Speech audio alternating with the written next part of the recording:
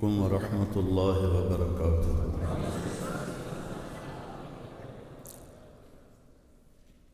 بسم اللہ الرحمن الرحیم، والصلاة والسلام علی رسولہ الکریم وعلی آلہ واصحابہ اجمعین، اما بعد،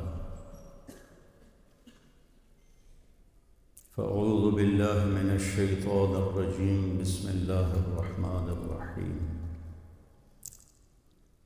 الف لام میم، ذالک الکتاب لا ریب فیہ ھدی للمتقین۔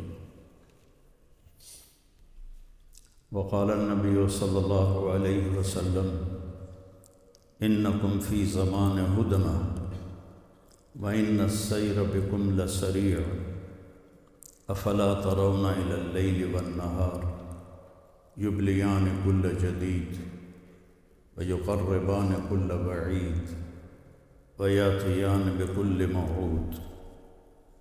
فقال مقداد رضی اللہ عنہ ما الہدنۃ یا رسول اللہ؟ قال دار بلاء وانقطاع۔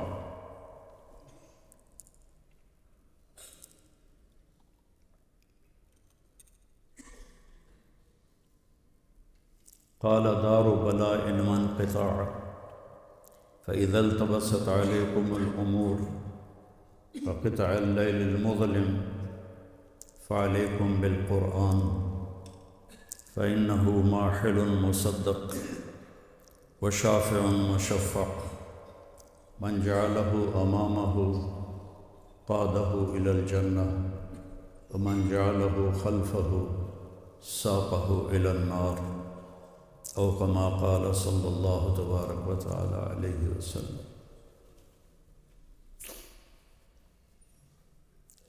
محترم معزز علماء کرام اور عزیز طلبہ،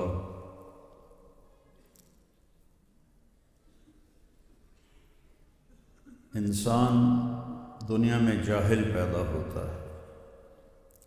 واللہ اخرجکم من بطون امہاتکم لا تعلمون شیئا، اللہ نے تمہیں ماں کے پیٹ سے نکالا، تم کچھ بھی نہیں جانتے تھے۔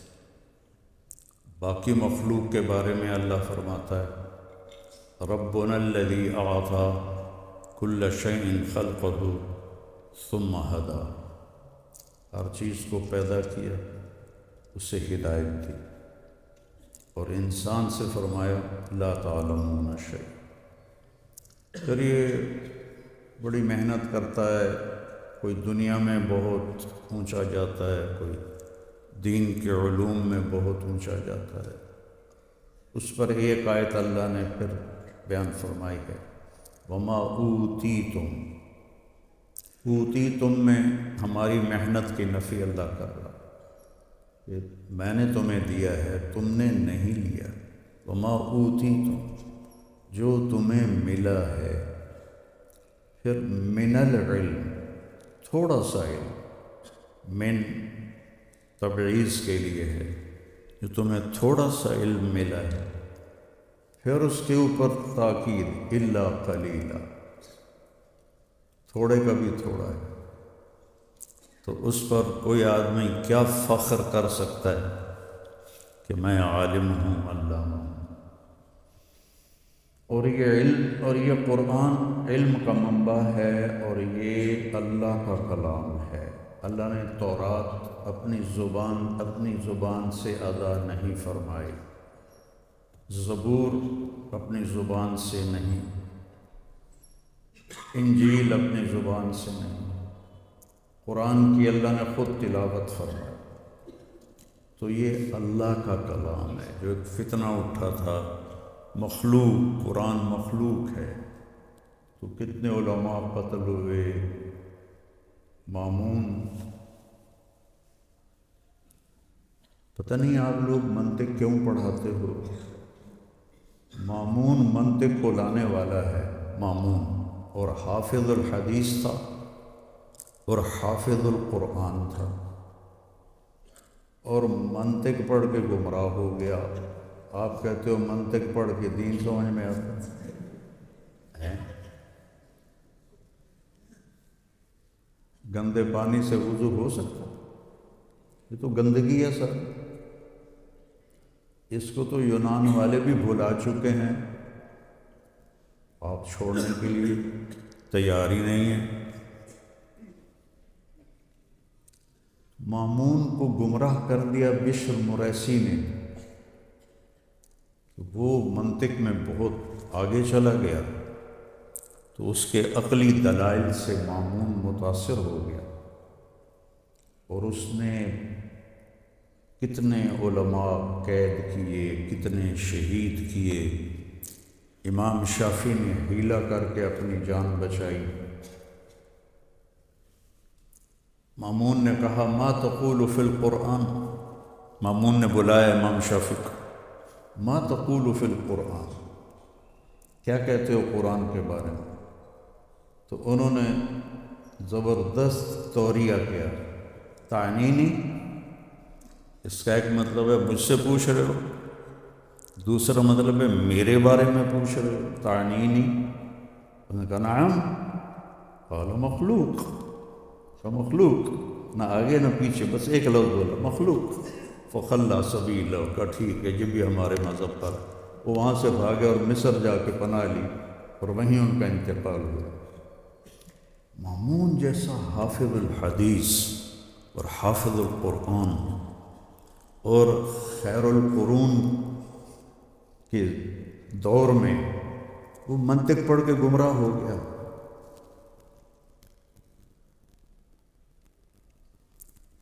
پھر جب وہ مرنے لگا تو اس نے اپنے بھائی کو وصیت کی، واتبع ہدی اخیک فی القرآن، معتصم کو.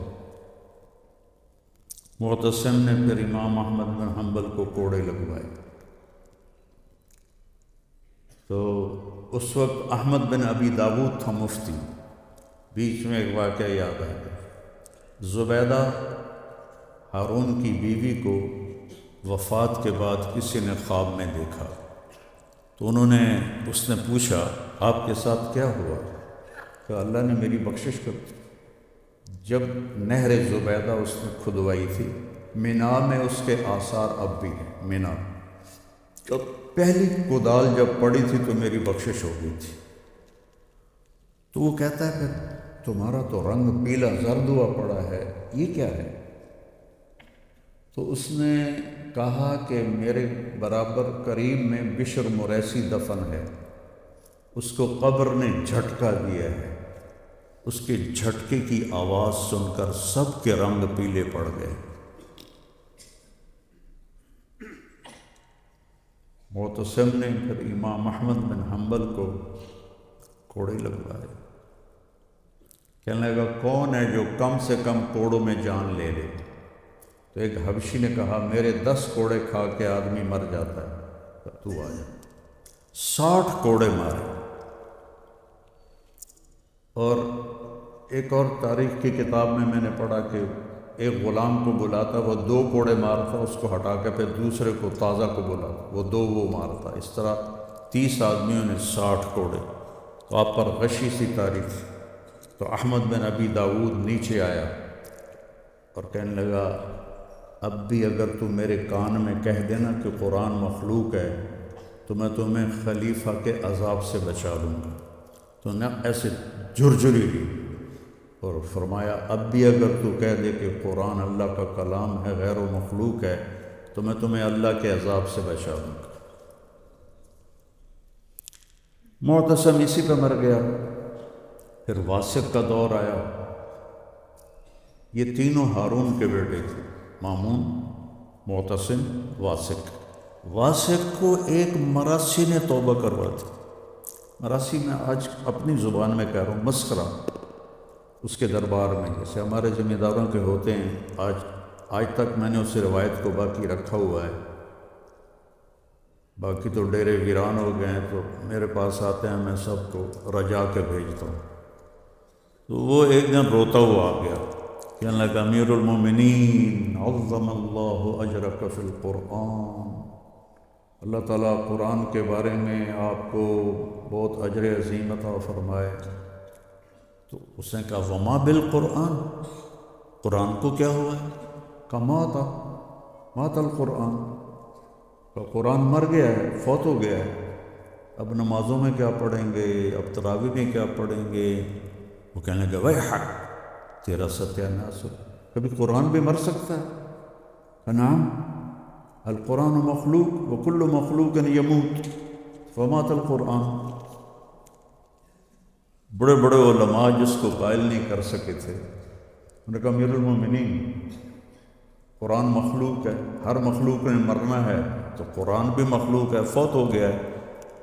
تو اس ایک نقطے نے واثق کو توبہ کی توفیق دی، لیکن اس نے اظہار نہیں کیا، نہ اپنی دعوت کو ختم کیا۔ متوکل جب آیا تو اس نے پھر معتزلہ کا خاتمہ کیا اور ان کو حکومت سے نکالا۔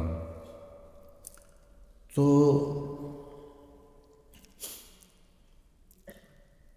علم کا منبع قرآن ہے، اور یہ اللہ کا کلام ہے، اس کی کوئی انتہا نہیں۔ صرف ایک الف کی تفسیر اللہ کھول دے تو سمندر خشک ہو جائیں گے، تفسیر ختم نہیں ہوگی، چونکہ یہ کلام اللہ ہے۔ جیسے اللہ اپنی ہر صفت میں لامحدود ہے، لا یحویہ مقام ولا یشتمل علیہ ظماں، هو الاول فلیس قبلہ شیء، هو الآخر فلیس بعدہ شیء، هو الظاہر فلیس فوقہ شیء، هو الباطن فلیس دونہ شیء، قبل کل شیء بعد کل شیء فوق کل شیء دون کل شیء ولیس کمثلہ شیء۔ تو یہ تو اللہ کا کلام ہے، اس کی کوئی انتہا نہیں ہے۔ امام راضی نے 30 جلدیں لکھ دیں، کوئی 30 کروڑ جلدیں لکھ دے تو بھی اس کے مطالب معانی ختم نہیں ہو سکتے۔ یہ تو جیسے آپ نے وہاں بورڈ لگایا ہوا نا، جامعہ امدادیہ، پچھلی دفعہ میں ملنے آیا تھا تو میں آگے ہی نکل گیا، کوئی بورڈ ہی نہیں تھا، تو میں نے کہا آج تو انہوں نے ضرور لگایا ہوگا چونکہ ان کا اپنا اجتماع ہے، تو واقعی بہت بڑا بورڈ لگا ہوا تھا۔ وہ بورڈ جامعہ امدادیہ نہیں ہے، وہ امدادیہ کا راستہ بتا رہا ہے، قرآن کے الفاظ یہ پتہ بتا رہے ہیں کہاں جانا ہے۔ وہاں پہنچیں گے تو ہم نے قرآن کو پا لیا، اگر ہم وہاں نہیں پہنچے تو ہم نے کچھ بھی نہیں پایا۔ کمثل الحمار یحمل اسفارا۔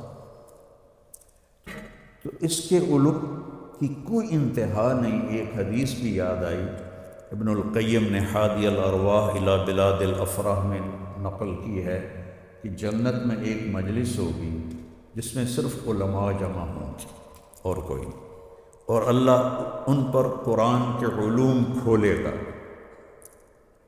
اور وہ اس کا اتنا مزہ لیں گے کہ جنت کی ہر نعمت بھول جائیں گے اس کے معانی میں گم ہو کر۔ اور جب تک جنت قائم ہے یہ محفل لگتی رہے گی، اور جنت ہمیشہ کے لیے قائم ہے، محفل بھی ہمیشہ لگے گی۔ جس سے اللہ کا علم کبھی ختم نہیں ہو سکتا، قرآن کے علوم اور معانی کبھی ختم نہیں ہو سکتے۔ تو بچوں، ہم قرآن کو وہ اہمیت نہیں دیتے اپنے نظام تعلیم میں جو اس کا حق بنتا ہے۔ یہ ضربہ یضرب کی عربی سے سمجھ میں نہیں آئے گا کہ ضربہ۔ مجھ سے یہیں فیصل آباد کا تاجر تھا، کہنے لگا مولانا یہ مدرسوں کے طالب علم یہ غصے والے ہوتے ہیں، انہیں جلدی غصہ آ جاتا ہے بنسبت کالج کے لڑکوں۔ میں نے کہا پیارے ان کا بھی قصور نہیں ہے، ان کا پہلا سبق ہے ضرب ضربا ضربو ضربت ضربتا ضربنا ضربتا ضربتما ضربتم ضربتی ضربتما ضربتنا ضربتو ضربنا۔ 14 دفعہ یہ دہراتے ہیں، ماری جا کٹی جا، ماری جا کٹی جا، اور 2 سال یہی پڑھتے رہتے ہیں۔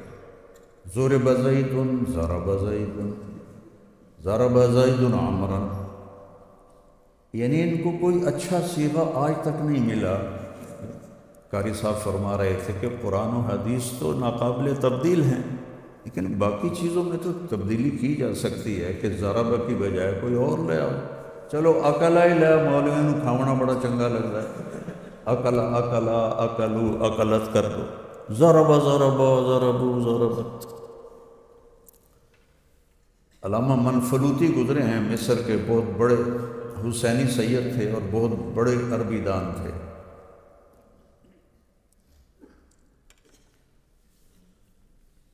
انہوں نے اپنی کتاب میں ایک واقعہ نقل کیا ہے کہ مصر پر جب ترکی کی حکومت تھی تو وہاں ایک گورنر آیا، عثمانی بادشاہوں نے بھیجا داؤد، اس کو عربی پڑھنے کا شوق ہوا، تو اس نے ایک عالم کو بلایا کہ مجھے عربی سکھاؤ، تو اس نے اس کو نحو شروع کروائی، تو ضرب زید عمرا، تو وہ تھوڑا خر دماغ تھا، کہنے لگا کیا واقعی زید نے مارا ہے عمر کو؟ کہا نہیں، مارا نہیں ہے، ویسے مثال ہے۔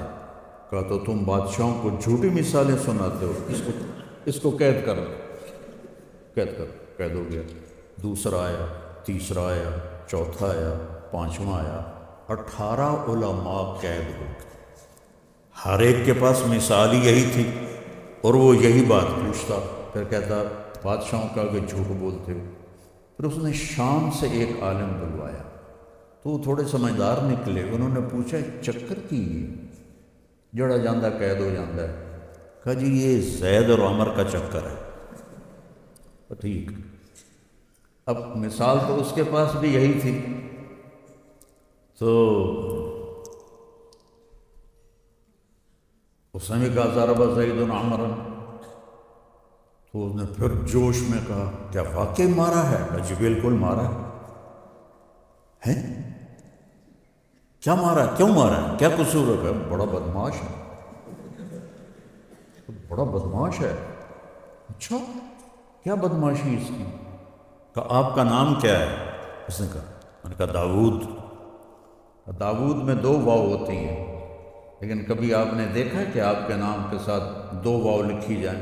ایک واو لکھی جاتی ہے، دوسری کا یوں وہ بنا کے نشان۔ آپ کے نام میں 2 واو ہیں اور عمر میں 1 واو ہوتی ہے۔ اس بدماش نے یہ کیا ہے کہ آپ کے نام کی واو چرا کے اپنے ساتھ لگا لی ہے، عمر بن گیا ہے۔ اس نے تو آپ کا نام چرا لیا ہے، تو اس کی تو ہو ٹھکائی ہونی چاہیے، سکے لتر مارو انہوں۔ وہ کہنے لگا ہے اچھا تو کسی مولوی نے مجھے یہ تو نہیں بتایا۔ وہ آپ سے ڈر گئے تھے، میں تو ان کھلی گل کر دی تھی، کہتے چلو ٹھیک ہے، نانو بھی چھاڑ دیا تو تینوں بھی نام دینا۔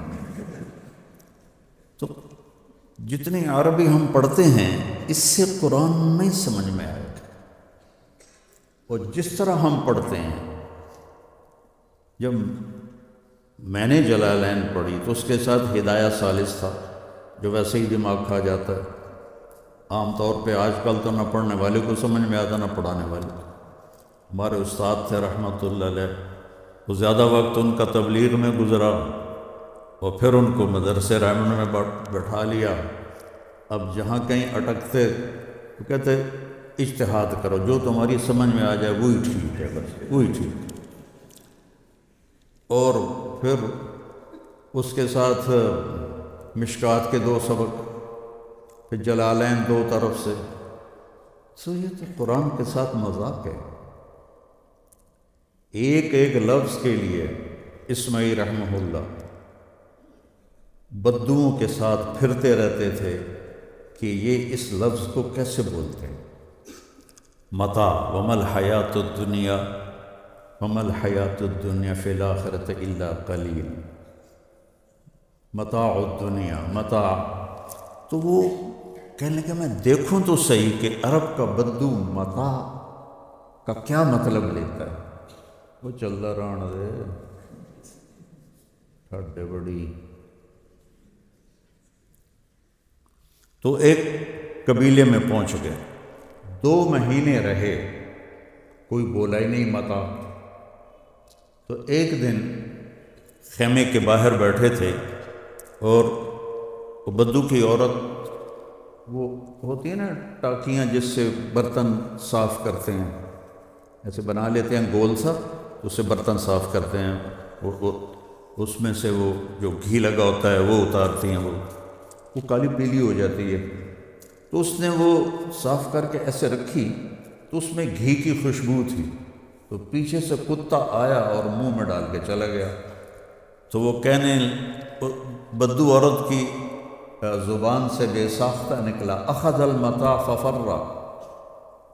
تو اسماعیل کہنے لگے وجدت واللہ، مل گیا مل گیا مل گیا، مطلب مل گیا۔ اس طرح تحقیق کرتے تھے۔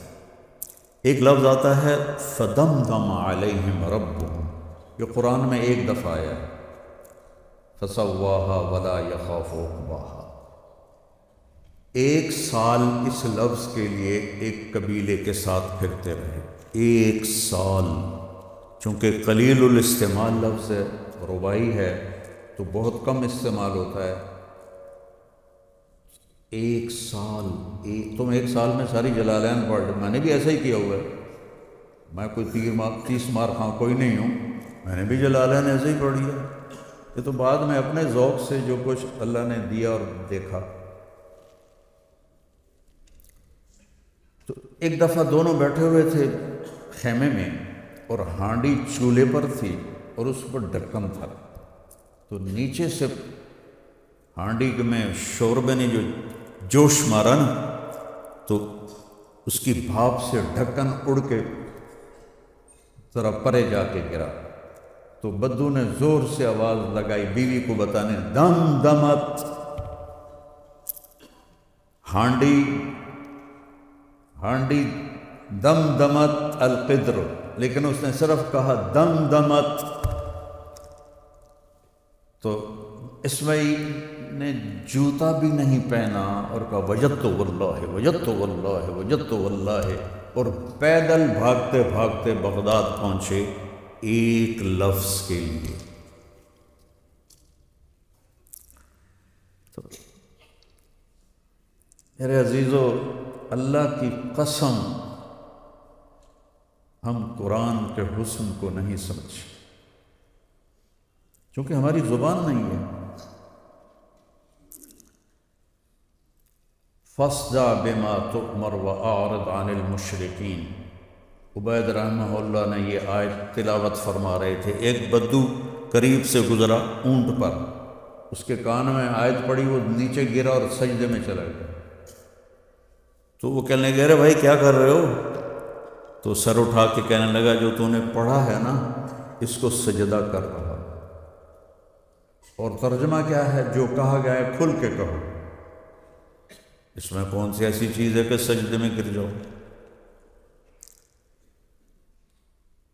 تھوڑا سا اس کا میں بتا دیتا ہوں۔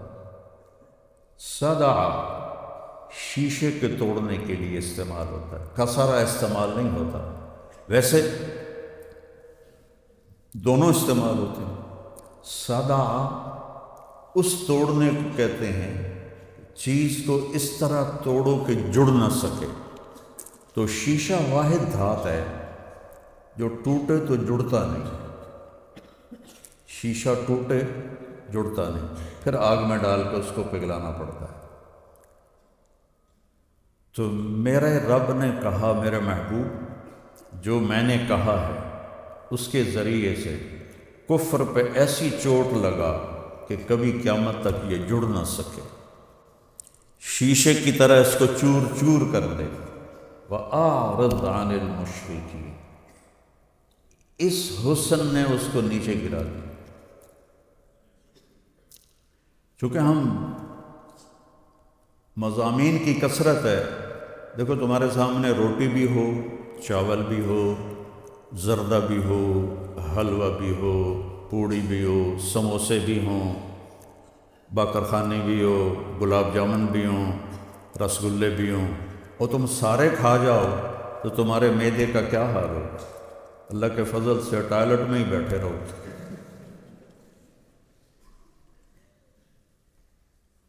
میں جب اسکول پڑھتا تھا بہت شرارتی تھا، تو میں نے وہ کھانے کی جو دیگ تھی نا اس میں جمال گوٹا ڈال دیا۔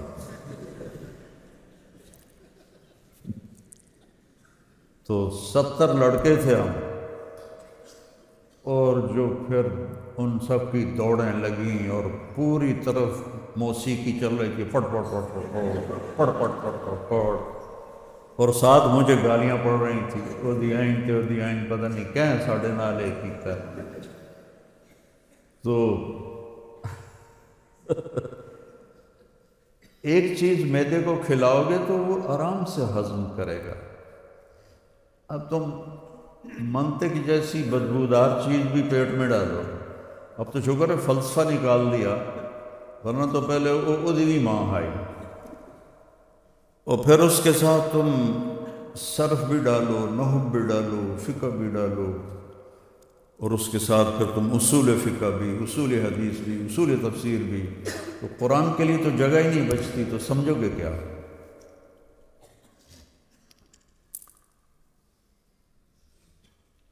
میں ایک آپ کو مثال دیتا ہوں۔ کانوا قلیلا من اللیل ما یہجعون بالاسحار ہم یستغفرون، رات کو بہت تھوڑا سوتے تھے اور سحری میں استغفار کرتے تھے۔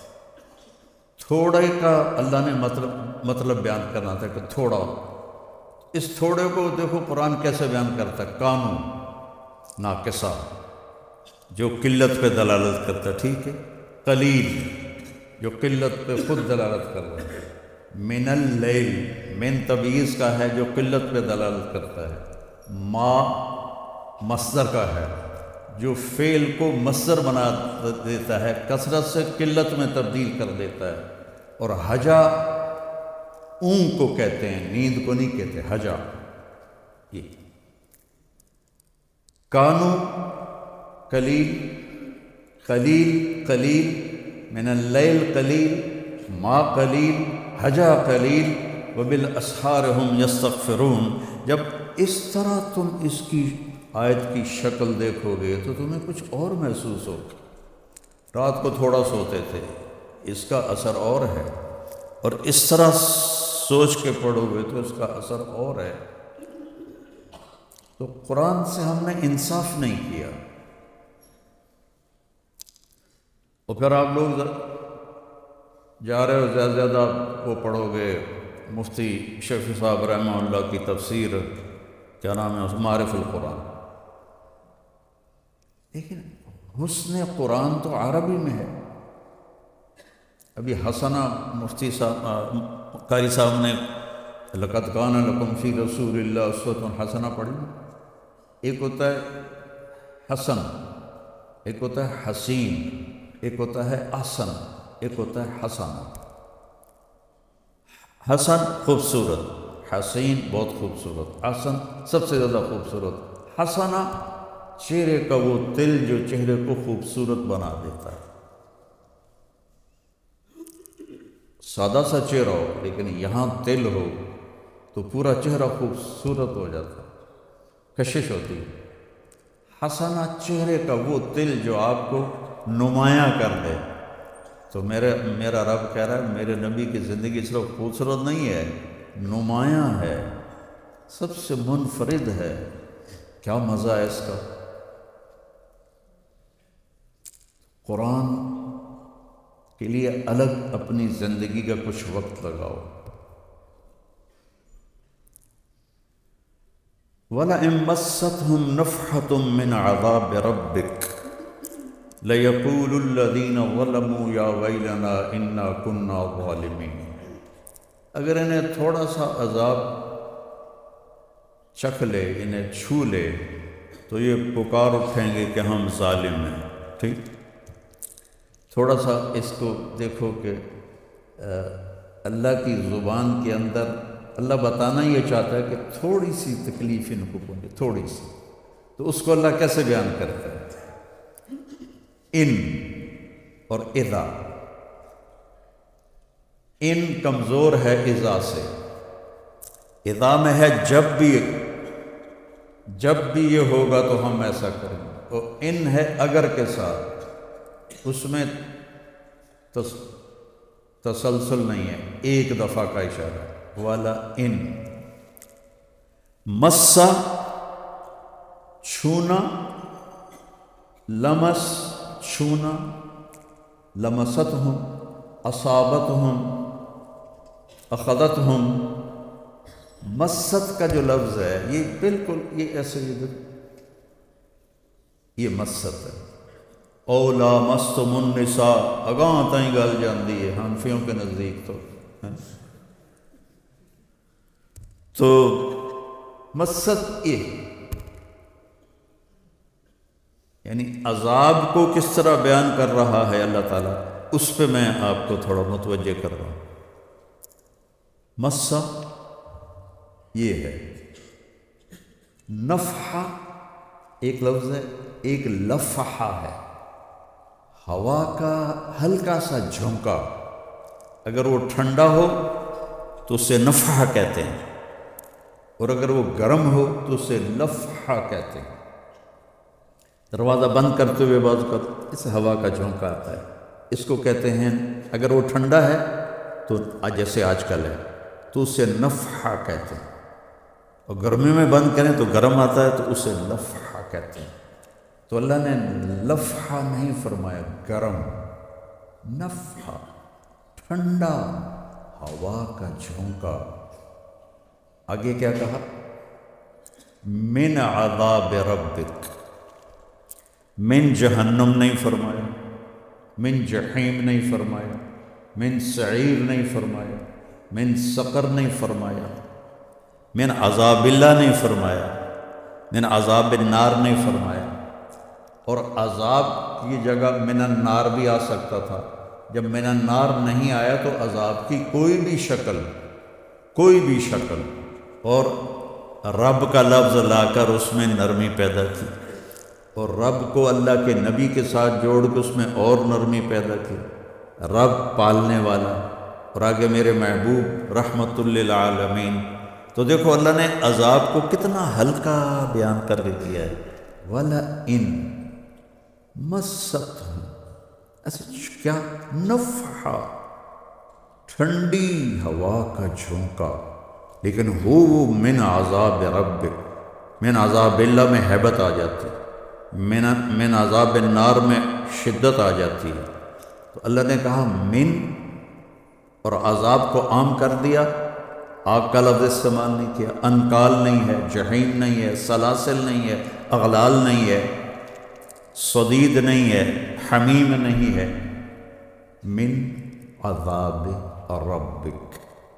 اتنا معمولی سا بھی اگر انہیں لگ گیا، یہ ہے اصل میں یہودی کہتے تھے نا، لن تمسنا النار الا ایام معدودہ، اور آج کل بھی کئی جو غافل کہتے ہیں کوئی نہیں ایک دن لتر لتر کھا کے دوزخ وچوں نکل ہی جاواں گے، تو اللہ ان کو سمجھا رہا ہے کہ اگر ایک معمولی سا یہ تمہیں پڑ گیا نا جھونکا، جو عادی مجرم ہوتے ہیں ان کو منانے کے لیے کتنے لتر مارتے ہیں پولیس والے، ایڈا وڈا لتر ہوتا ہے، وہ مار کھا کھا کھا جب ان کی کھال اتر جاتی پھر وہ مانتے ہیں۔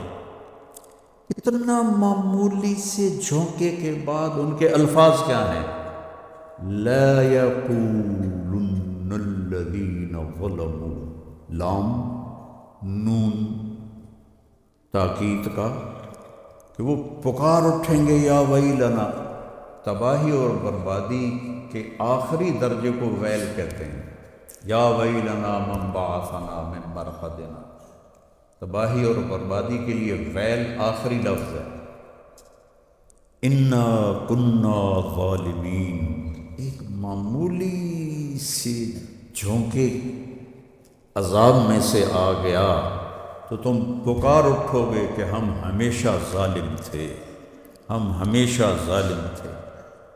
اب جنت کی طرف آ جاؤ، وَلَكُمْ فِيهَا مَا تَشْتَهِي أَنفُسُكُمْ وَلَكُمْ فِيهَا مَا تَدَّعُونَ، جو چاہو گے ملے گا،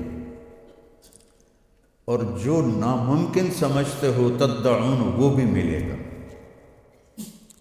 ایک روایت میں آتا ہے کہ جہنم میں بادل اٹھے گا تو جہنمی کہیں گے شکر ہے پانی آ گیا، تو اس میں سے مزید انگارے برسیں گے، اور جنت میں ایک بادل اٹھے گا، وہ آتے ہی مشک و عنبر کی بارش کرے گا، پھر پوچھے گا تمنو علیہ، اہل جنت تمنا کرو، جو تمنا کرو گے میں برسا دوں گا۔ تو احمد بن ابی الحواری تبع تابعین میں سے ہیں، وہ فرمایا کرتے تھے جب مینوں لب گیا نا موقع تو میں تو آکھنا سونیاں سونیاں حوروں میرے اتنے بارش کر لے۔ ما تشتہی اب یہ ہے ما تدعون میں کہ بادل سے حوریں برس سکتی۔ ما تشتہی انفسکم، روٹی کھانی ہے، پانی پینا ہے، کپڑے بدلنے ہیں، کھانا کھانا ہے، یہ سب چیزیں۔ ما تشتہی انفسکم انتہا ہے جو چاہو گے، ما تدعون ناممکن کی تمنا کرو گے وہ بھی ہوگا۔ جنت میں جو انہار، قرآن میں جو انہار ہے ہم اس کا ترجمہ نہر کر دیتے ہیں۔ نہر دریا کو کہتے ہیں عربی میں، دریا ہیں۔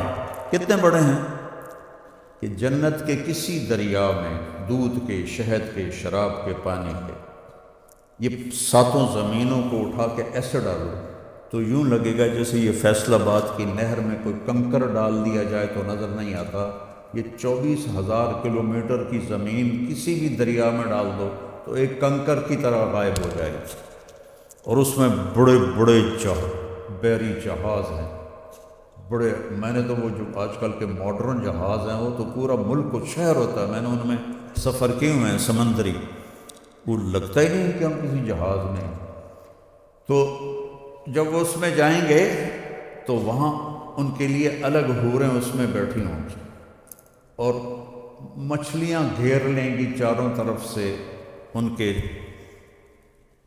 بحری جہاز، اور یوں سر اٹھا کے کہیں گی آپ مجھے کھائیں گے، دوسری کہے گی آپ مجھے کھائیں گے۔ میں بنگلہ دیش میں بہت دفعہ گیا ہوں تو میں ان سے کہتا تھا اس حدیث کا سب سے زیادہ مزہ بنگالیوں کو آئے گا جو کھاتے ہی مچھلی ہیں۔ تو وہ کہے گا ہاں کھاتا ہوں، تو وہ چھلانگ لگا کے اوپر آ جائے گا، اس کے لیے پانی اور خشکی برابر ہے۔ پھر کہے گی آپ مجھے کباب کھانا پسند کریں گے، کہا تو وہ ایسے کرے گی، مونڈا ہلائے گی تو اس میں سے کبابوں کے ڈشیں نکلنا شروع ہو جائیں۔ پھر کہے گی سالن کھائیں گے، کہا ہاں، پھر وہ دوسرے مونڈے کو ایسے کرے گی تو اس میں سے سالن کی ڈشیں نکلنی شروع ہو جائیں۔ ما تشتہی انفسکم ما تدعون، انتہا کی بات ہے نا، بولو انتہا کی بات ہے، لیکن آگے لفظ کیا ہے؟ نزلا من غفور الرحیم۔ اس کا آپ ترجمہ پڑھو گے تو لکھا ہوا ہے مہمانی ہے تیرے اللہ کی طرف سے۔ اس سے تھوڑا ہی مزہ آتا ہے، یہ ترجمہ ہے بھی نہیں۔ نزل ہے نزول سے، نزل عندنا ضیف، ہمارے پاس مہمان نازل ہوا، اور آتے ہی اس کو جو پیش کیا جاتا ہے وہ ضیافت نہیں ہوتی، وہ معمولی چیز ہوتی ہے، جیسے میرے کو پانی رکھ دیتا نہیں،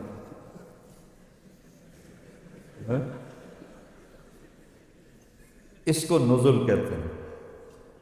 اگرچہ روٹی میں نے کوئی نہیں کھاونی، لیکن میں ویسے دسدا پیا کہ یہ نزل ہے، تمہارے سامنے مثال ہے۔ اور عربوں میں آپ چلے جاؤ تو بادشاہ کی دعوت بھی کھائی ہے قطر کے، اور عام لوگوں کی بھی، قہوہ اور کھجور پہلے پیش کیا جاتا ہے، اس کو کہتے ہیں نزل۔ اور ہم جو ہمارے ملک میں ہے جوس پہلے پیش کیا جاتا ہے، سردیاں ہوں تو سوپ پیش کیا جاتا ہے، پھر کھانا بعد میں ہوتا ہے۔ تو وہ معمولی سی چیز جو مہمان کے آتے ہی اسے دی جاتی ہے اسے کہتے ہیں نزل، ضیافت ابھی باقی ہے۔ تو میرا رب کہہ رہا ہے ما تشتہی انفسکم اور ما تدعون، یہ ہے تیرے رب کا قہوہ اور کھجور، اے امدادیہ دا ٹھڈا پانی۔ اور جب ضیافت تمہاری کروں گا تو پھر تم دیکھو گے کہ میں کیا کرتا ہوں تمہارے ساتھ۔ اب سبحان اللہ نکلی کہ نہیں نکلی؟ وہ قاری صاحب زبردستی کلوا رہے تھے، کہو سبحان اللہ، آپ پہ بولی جاتے ہیں۔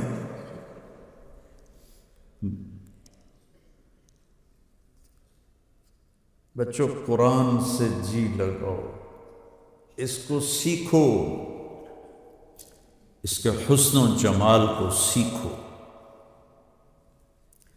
ایک اور آپ کو سنا، یہ چونکہ قرآن کی بات ہو رہی تھی نا، تو میں کہ چلو میں کون سا گھر سے سوچ کے آتا ہوں، پڑھائی نہیں جاتا، میرے سر میں درد ہوتا ہے بہت زیادہ، تو اسی لحاظ سے پھر میں نے کہا دو چار چیزیں آپ کو حسن قرآن سے بتا دوں کہ قرآن کیسا حسین کلام ہے۔ میں نے شروع میں آیت پڑھی تھی، الف لام میم ذالک الکتاب لا ریب فیہ۔ لا ریب فیہ کا ترجمہ سب نے کیا، اس میں کوئی شک نہیں۔ شک خود عربی زبان کا لفظ ہے۔ تردد کے 3 لفظ ہیں، دماغ میں تردد ہو، پتہ نہیں اے ہے کہ اے ہے۔ ایک شک، یہ سب سے طاقتور ہے۔ ایک مریا، یہ اس سے کمزور ہے۔ ایک ریب، یہ سب سے کمزور ہے۔ شک کسے کہتے ہیں کہ جو میرے ساتھ پہلی دفعہ پیش آیا کہ امدادیہ پتہ نہیں کدھر ہے، ادھر ہے کہ ادھر ہے، ادھر ہے کہ ادھر ہے، اگاں ٹر گیا ستیانے والے پاسے، اس کو شک کہتے ہیں، پتہ ہی نہیں چلا۔ تو مریا کیا ہے کہ میں گلیاں دیکھتا جا رہا ہوں، میں کہتا ہوں شاید یہ ہے میرے خیال میں، تو میرا ایک رجحان بن جاتا ہے، لیکن پکا نہیں ہوتا ہے، وہ ٹھیک بھی ہو سکتا ہے، غلط بھی ہو سکتا ہے۔ اس کو کہتے ہیں مریا۔ فلا تک فی مریۃ من لقاء ربہ۔ ریب کیا ہے؟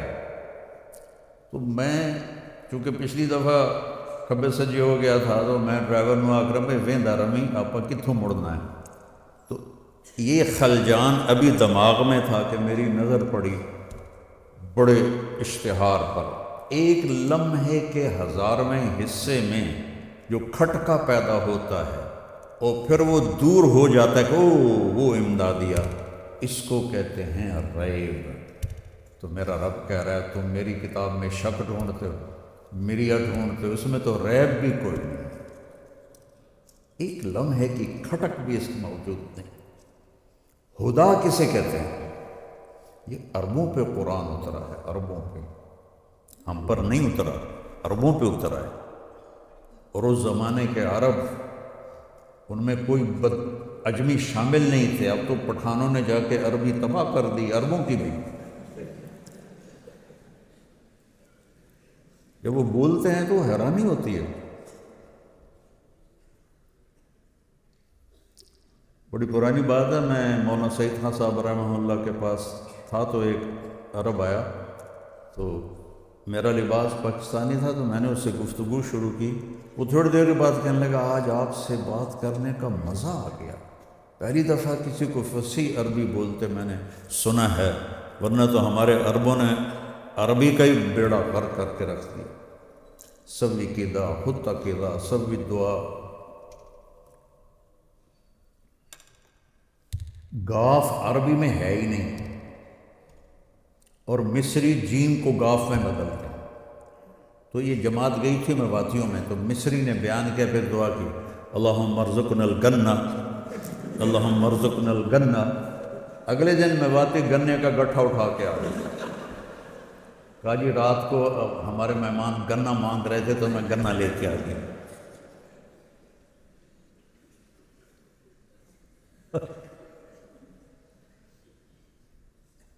حسن قرآن تک تب پہنچو گے جب عربیت کے اندر کچھ مہارت پیدا کرو گے۔ ہدا، ہدا کسے کہتے ہیں؟ سمندر میں نکلی ہوئی پہاڑ کی چوٹی کو ہدا کہتے ہیں۔ سمندر میں نے سفر کیے ہوئے ہیں تقریباً سارے بڑے سمندروں میں، تو کہیں کہیں ایسے چوٹی باہر نکلی ہوتی ہے۔ عرب پانی سے ڈرتے تھے، اس لیے پانی کے غزوے کا اجر دگنا ہے زمین کے غزوہ سے، پانی سے ڈرتے تھے، بہت کم جہاز رانی کرتے تھے۔ تو انہوں نے ان کے پاس نہ کوئی کمپاس تھا اور نہ کوئی اور ایسی چیز تھی جس سے وہ راستے پہچانتے، تو انہوں نے چوٹیوں کو نشانی بنایا ہوا تھا، یہ چوٹی اس سے ادھر ہو جائیں تو جدے پہنچ جائیں گے، اس سے ادھر ہو جائیں تو یمبو پہنچ جائیں گے، اس سے ادھر ہو جائیں تو عقبہ پہنچ جائیں گے، ادھر ہو جائیں تو فلاں جگہ پہنچ جائیں گے۔ وہ چوٹیاں جو تھیں وہ ان کو راستے کا پتہ بتاتی تھیں۔ وہ چوٹی جو آپ کو آخرت کا پتہ بتائے اور اللہ کا پتہ بتائے اور جنت کا پتہ بتائے، وہ ہے ہدن للمتقین۔ یہ قرآن وہ دنیا کے سمندر میں نکلی ہوئی چوٹی ہے، اور ہر انسان ایک کشتی ہے، یہ کشتیاں رواں دواں ہیں۔ جس نے اس چوٹی کو سامنے رکھ کے سفر شروع کیا، یہ اللہ تک بھی پہنچے گا، جنت تک بھی پہنچے گا، اور جس نے اس کو کھو دیا وہ گمراہ ہو کے رہ جائے۔ تو ایک اور آیت سنا کے پھر میں بس کرتا ہوں۔ هل علمتم ما فعلتم بيوسف وأخيه إذ أنتم جاهلون قالوا أئنك لأنت يوسف قال أنا يوسف وهذا أخي قد من الله علينا إنه من يتق ويصبر فإن الله لا يضيع أجر المحسنين۔ جب اخوت یوسف آئے تھے تو انہوں نے کتنے ظلم ڈھائے تھے، آپ نے پڑھے ہوں گے۔ یوسف علیہ السلام نے کس خوبصورت انداز میں اپنے بھائیوں کے جرم کو ہلکا کیا، یہ تم تھوڑا سن لو مجھ سے۔ حل علمتم، حل وہاں بولا جاتا ہے جہاں مجھے یہ پتہ ہو کہ مولانا زاہد صاحب سے جو میں بات کرنے لگا ہوں یہ نہیں جانتے، تو میں نے کہتا ہوں مولوی زاہد صاحب آپ کو پتہ چلا، آپ کو خبر ہوئی، یہ ہمارا محاورہ ہے نا، اب دونوں پتہ لگ گیا جی ہو گیا جی۔ تو حل میں کہہ رہے ہیں آپ کو میرے خیال میں پتہ کوئی نہیں ہے۔ اللہ، حل علمتم، آپ کو میرے خیال میں پتہ کوئی نہیں۔ ما فعلتم، فعلا عربی زبان کا سب سے کمزور لفظ ہے، اس سے کمزور اور کوئی لفظ نہیں ہے تعبیر میں۔ فعلا غیر ارادی حرکت کے لیے بولا جاتا ہے، جیسے میں یہ کر رہا ہوں، یہ غیر ارادی حرکت ہے، اور بیان کر رہا ہوں یہ ارادی عمل ہے، اس کے لیے عاملہ ہے۔ وہ کہہ رہے ہیں فعلتم غیر ارادی طور پر، یوسف و اخیہ اذ انتم جاہلون، آپ کو اصل میں اس وقت پتہ نہیں تھا۔ حل فعلتم جاہلون، ہونا کیا چاہیے تھا؟ قد علمتم، تو انہوں سارا پتہ ہے۔ ما ظلمتم، جو تم لوگوں نے ظلم کیا، بیوسف و اخیہ اذ انتم عامدون، تم نے جان بوجھ کے جو ظلم کیا یوسف اور اس کے بھائی پر۔ اور وہ کیا کہہ رہے ہیں؟ حل علمتم، ما فعلتم، سب سے چھوٹی تعبیر، یہ میرا ہاتھ ایسے گیا ہے نا، اس کو فعل کہتے ہیں، اور اپنے ارادے سے جو کیا جائے اسے عمل کہتے ہیں۔ تو کہہ رہے ہیں تم نے خود نہیں کیا تھا، تم سے ہو گیا۔ باپ کو دھوکہ دے رہے ہیں، خود کر رہے ہیں، کنویں میں پھینک رہے ہیں، خود کر رہے ہیں۔ آپ نے منڈیر کو پکڑا تو ایک نے تلوار کا قبضہ مارا جس سے ہاتھ چھوٹ گئے۔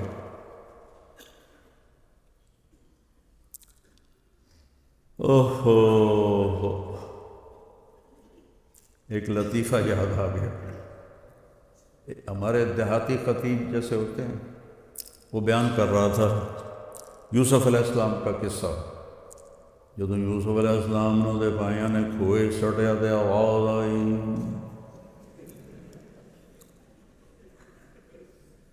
لَتُنَبِّئَنَّهُمْ بِأَمْرِهِمْ هَذَا، یہ وہ بھول گیا۔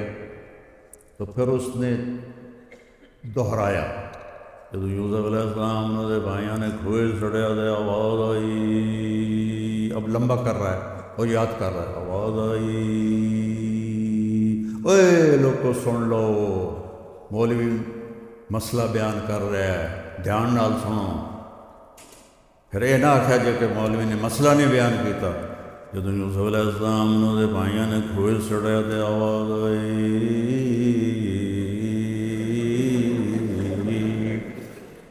اب یاد نہیں آ رہا، ان کا چوتھی دفعہ کچھ تو بولنا پڑے گا۔ کہنے لگا ہن فیصلے دی گل سن لو۔ جب یوسف علیہ السلام دے بھائیاں نے کھوئے چڑھیا تے آواز آئی کڑم،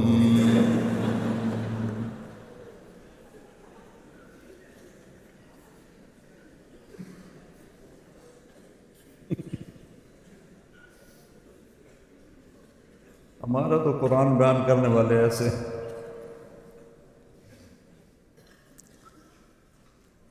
تو حل علمتم کی جگہ ہوتا قد علمتم، ما فعلتم کی جگہ ہوتا ما ظلمتم، اذ انتم جاہلون کی جگہ ہوتا اذ انتم عامدون۔ اب آگے یوسف علیہ السلام نقاب رکھتے تھے، جب انہوں نے نقاب ہٹایا اور یہ بات کی تو انہوں نے اسے غور سے دیکھا تو دو کیفیتیں پیدا ہوئی، ایک شک کہ نہیں یوسف نہیں، ایک یقین وہی ہے، لگتا ہے اس کا خواب پورا ہو رہا ہے۔ شک اور یقین، ایک خوف پیدا ہوا کہ اب ہماری خیر نہیں، ایک امید پیدا ہوئی کہ ہو سکتا ہے یہ یوسف نہ ہو۔ تو دو متضاد کیفیتیں ہیں، شک یقین، خوف اطمینان۔ اس کو قرآن نے کیسے بیان کیا؟ اِنَّکَ، استفہام اِنَّا کے اوپر لا رہے ہیں، اِنَّکَ، پھر لَأَنْتَ یوسف، میرے چہرے کو تم پڑھنا، پھر تمہیں اس آیت کا صحیح مزہ آئے گا۔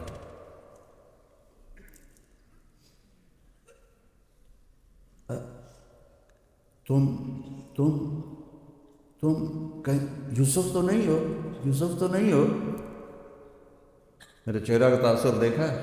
یہ ہے اِنَّکَ لَأَنْتَ یوسف۔ تو آگے یوسف کیا کہتے ہیں؟ انا یوسف، کیا تواضع ہے، انا یوسف، انا عزیز مصر، انا یوسف، وہذا اخی، کتنی تواضع ہے اس میں۔ اور جو آج میں بیٹھا ہوں قد من اللہ علیہ۔ تو میرے عزیزو، پورا قرآن ہی حسین ہے، اور قرآن کے ساتھ جو ناانصافی ہے، میں نے بھی اسی ناانصافی کے ساتھ پڑھا ہوا ہے۔ میں نے تو یہ نامراد منطق زبانی یاد کی تھی، پوری مرقات میں نے زبانی لکھ لی تھی، پوری مرقات۔ کلو آقا کلو باچا کلو آقا، یہ کیا ہے بھائی؟ اس کی جگہ کوئی حدیثیں یاد کرو۔ آخری ایک قصہ سنا کے ختم کرتا ہوں۔ 3 تاریخ کو آسٹریلیا کے سفیر مجھے ملنے آئے۔ اگست میں ہم نے ویزے کے لیے درخواست دی تھی، تو انہوں نے میرے بیٹے یوسف کا، اس کی سیکٹری کا فون آیا کہ وہ آپ سے ملنا چاہتے ہیں۔ میں نے کہا مجھے کیسے ملنا چاہتے ہیں؟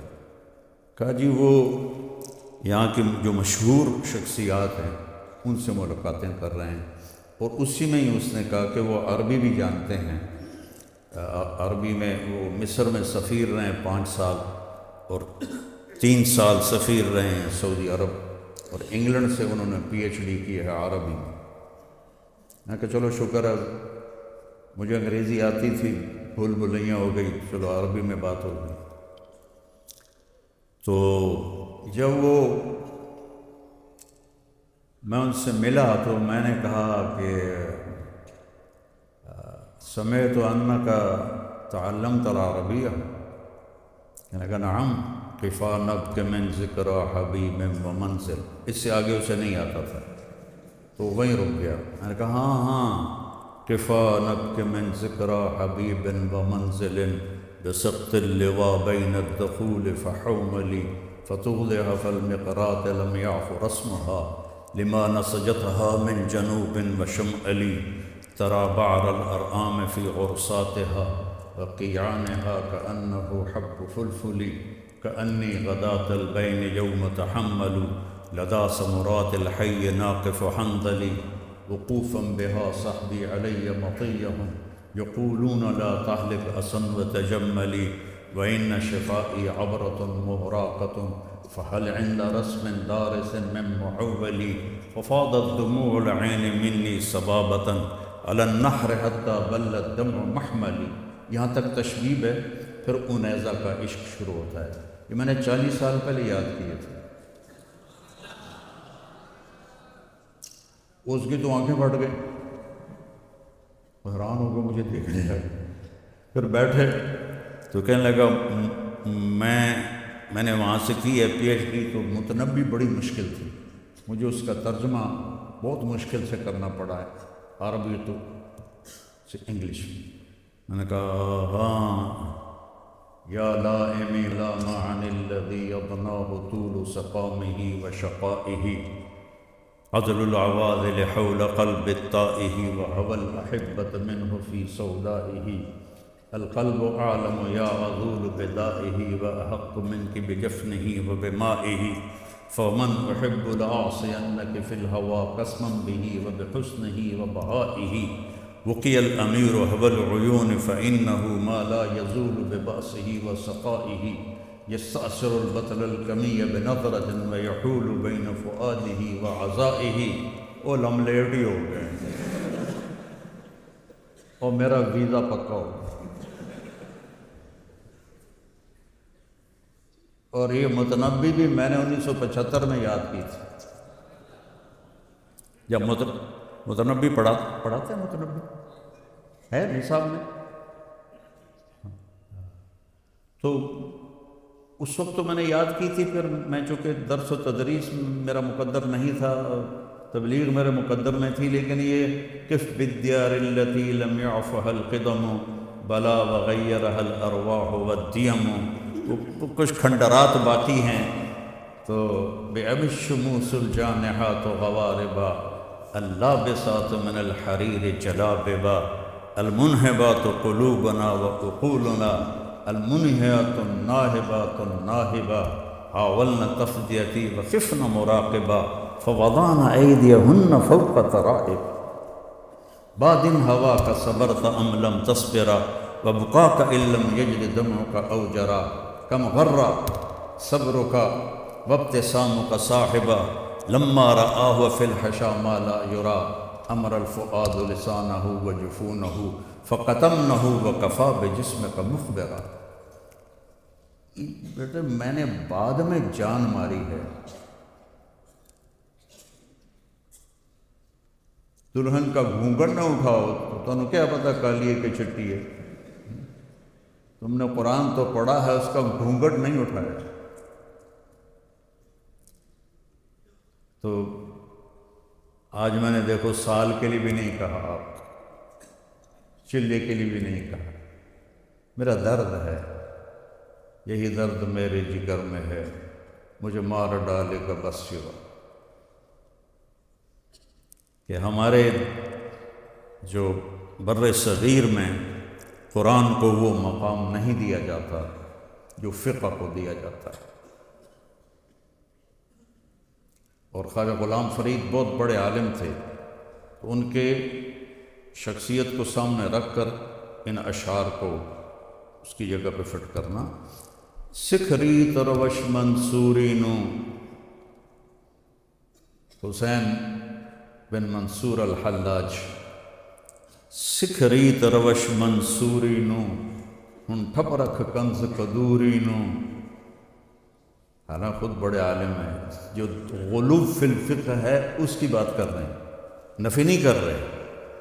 سکھ ریت روش منصوری نو ہن ٹھپ رکھ کنز قدوری نو، ہادی نہ سمجھ ہدایا کافی نہ سمجھ کفایا، کر پرز شرع وقایا ایو دل قرآن کتاب ہے۔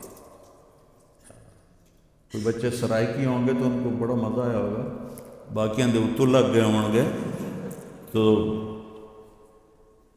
قرآن سے بولو، اور اس کے لیے تمہیں عربی میں جان مارنی پڑے گی، ورنہ خالی کڑم والے مولوی بنو گے تم سارے، آواز آئی کڑم۔ اور غیبت چھوڑ دو، غیبت چھوڑ، نفرت چھوڑ، چاہے مذہبی ہے چاہے کوئی کسی کو ناراضگی سے ہے، دل سے نفرت نکال دو۔ اہدنا، ہم سب کے لیے ہدایت کی دعا، اہدنی نہیں ہے، اہدنا ہے۔ اہدنا الصراط المستقیم، چوڑا سیدھا راستہ مجھے بھی دکھا، باقی سب کو بھی دکھا۔ تو ہر نفرت کی نفی کرتا ہے۔ اور پھر اللہ پہ قربان جاؤں، آزاد نہیں چھوڑا کہ ٹھیک ہے، نہیں، مخصوص ہے صراط الذین انعمت علیہم۔ ایک اس کا مطلب ہے جو آپ پڑھتے ہیں جن پر تیرا انعام ہوا، اور ایک مطلب اس کی لغت کے لحاظ سے بتاتا ہوں،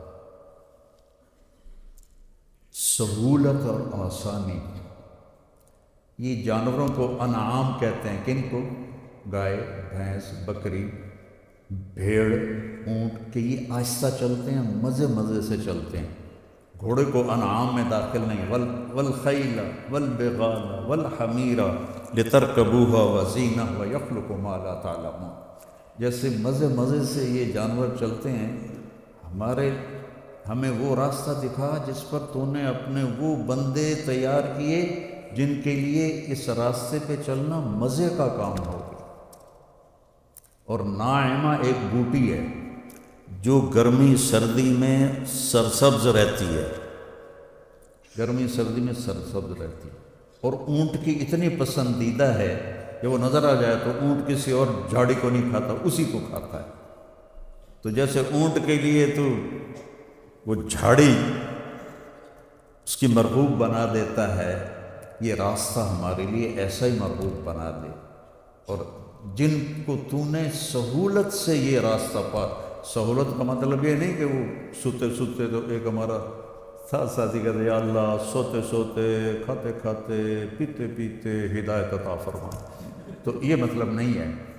مشقتیں ان پر بھی آتی ہیں لیکن ان کے لیے مشقت مزہ بن جائے۔ اب ابو شیش کے شعر یاد آ، معاف کرنا معلوم میں ادھر ادھر ہو رہا ہوں۔ وقف الہوا بی حیث انت فلیس لی متأخر عنہ ولا متقدم، یہ ایک شعر سنانا تھا۔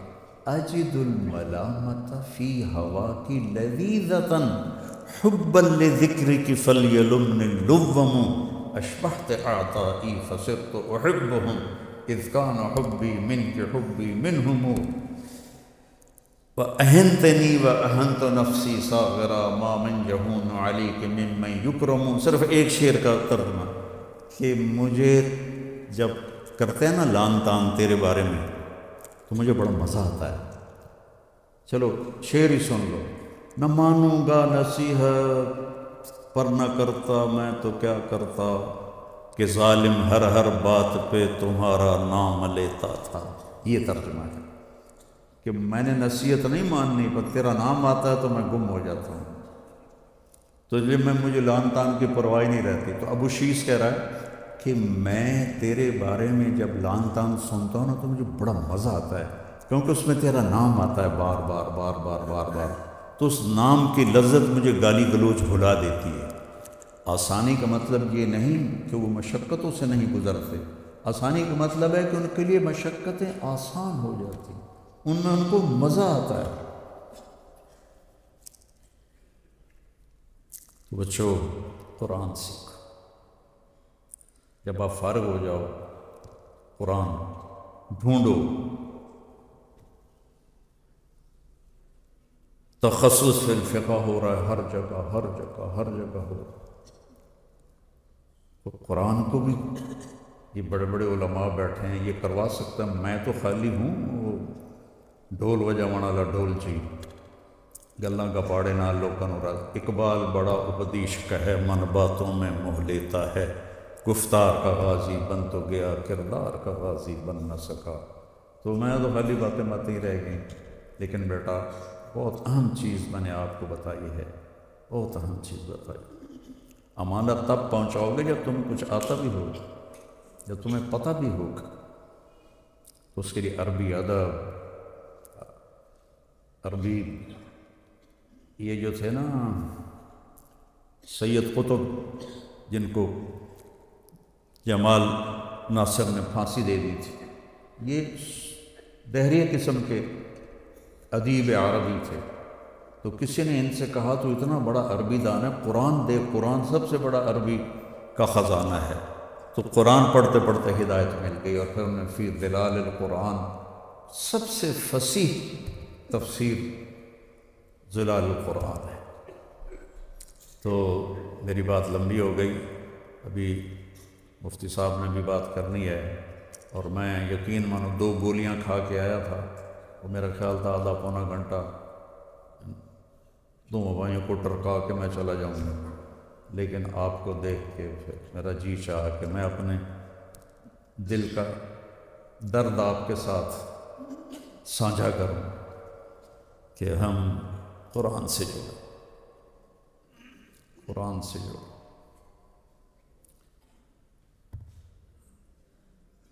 عاشق ہوں میں عشق کماؤں، دل رکھیں وانگ پہاڑاں ہو، سہ سہ بدیاں ہزار غلامیں، کر جانے باغ بہاراں ہو، منصور جے چک سولی لتے، جڑے واقف کل اسراراں ہو، سجدیوں سر چائیں نہ باہو، توڑے کافر کہن ہزاراں ہو۔ یہ عشق کرو گے قرآن سے تو پھر کچھ یہ سفر آسان ہوگا۔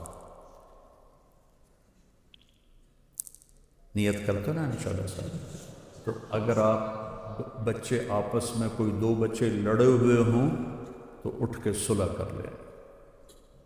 میں نے ایک مدرسے میں بیان کیا، دورے کے بچے ہوں، تو میں نے یہ بات کی کہ کوئی آپس میں لڑے ہوئے ہوں تو صلح کر لیں۔ اس میں کچھ میرے شاگرد بھی تھے، تو ایک نے آ کے بتایا کہ استاد جی 2 لڑکے تھے جو میزان کے سال میں آپس میں لڑے تھے، اور آج تک وہ ایک دوسرے سے بات نہیں کرتے تھے، 8 برس گزر گئے تھے، آج انہوں نے صلح کی ہے۔ تو تم جوان ہو، گرم خون ہے، تو کبھی کسی سے لڑائی بول بلارا ہو گیا ہو، صلح کر لینا۔ اللہ کو صلح بہت پسند ہے۔ اللہ آپ کی زندگی کو قبول فرمائے، اور ان سارے اساتذہ کو انتہائی جزائے خیر عطا فرمائے جو اس طرح جان توڑ محنت کر رہے ہیں، آپ کو پڑھا رہے ہیں۔ اللہ تعالیٰ مولانا نذیر احمد صاحب رحمہ اللہ سے ایک استفادہ میں نے بھی کیا ہے۔ اذا جاءک المنافقون قالوا نشهد انک لرسول اللہ۔ تو میں نے بہتوں سے پوچھا کہ یہ انا کیوں ہے، یہاں تو انا ہونا چاہیے۔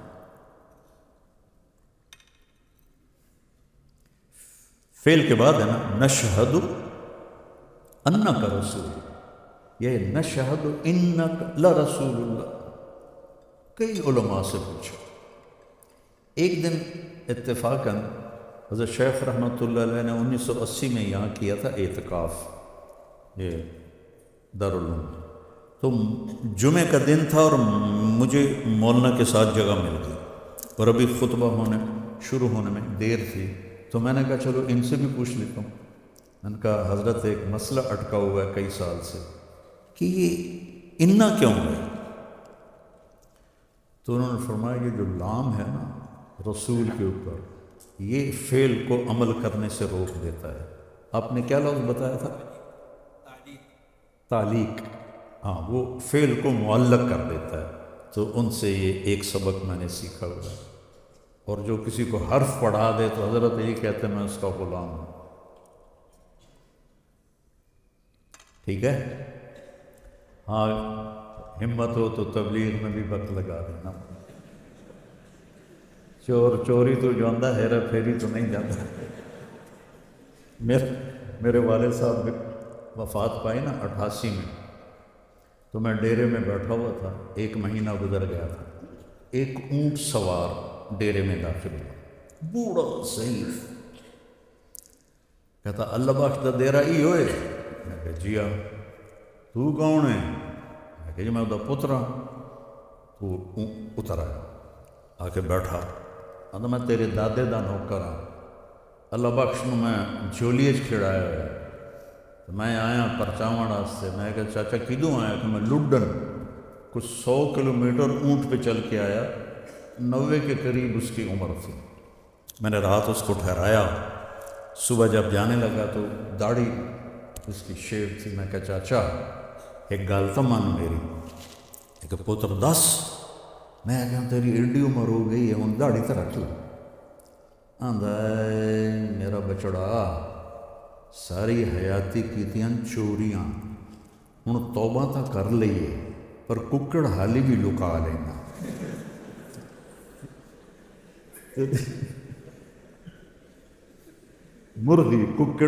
مرغی حالی بھی لکا لینا. تے جو داڑھی نال پھدی گیوں تو بڑا کام. السلام علیکم.